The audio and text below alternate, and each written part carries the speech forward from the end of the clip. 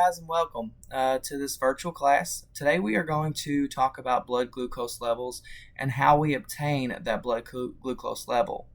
Some reasons that we would do a blood glucose on a patient would be altered mental status, the history of diabetes, and also stroke symptoms. Because remember, a stroke can mimic emergency. Those symptoms are very similar.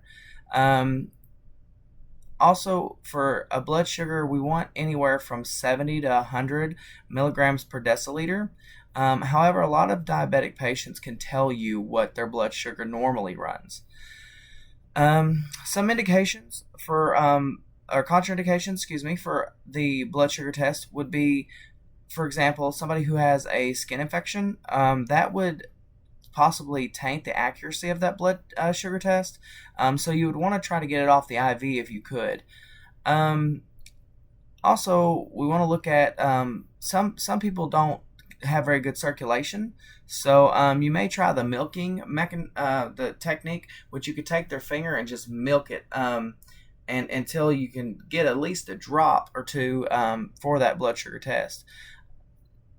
Now, also, we're going to identify some potential complications with our glucose meter.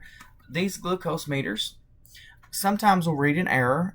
Depending on which glucometer you have will absolutely depend on what error code is showing up.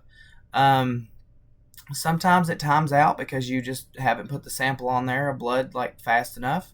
It could also be because there's not enough of the blood for the test to take place. Another thing we want to talk about is to always wear your PPE.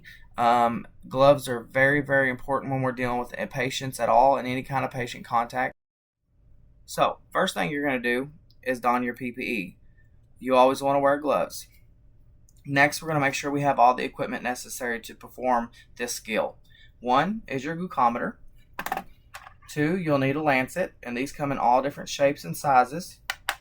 You'll need your test strips. You will need a alcohol prep pad, and you'll either need some gauze and tape or a Band-Aid. So the first thing you're going to do is take your test strip, place it inside your glucometer like this, and it'll beep at you. And then it'll show you that little blood sign showing you that it's ready for a drop of blood. You will then take your end off of your lancet, this little end right here, off your lancet. Set that aside. Clean the patient's finger with your alcohol swab. Take your lancet at the very tip of their finger and poke it. Once you've done that, you'll have a drop of blood. If you don't, kind of squeeze the finger a little bit. Take your glucometer at the top right here and just collect that little dot of blood. Once you do that, your glucometer will then beep at you and tell you what your blood sugar level was. Again, if you get that error code, you may have to retest it and get a different strip. But this is what it should look like once you have a reading. That is how you get a blood glucose reading.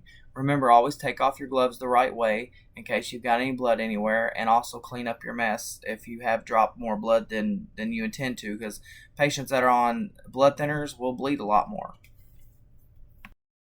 Thank you guys for your time, and I'll see you in the next class.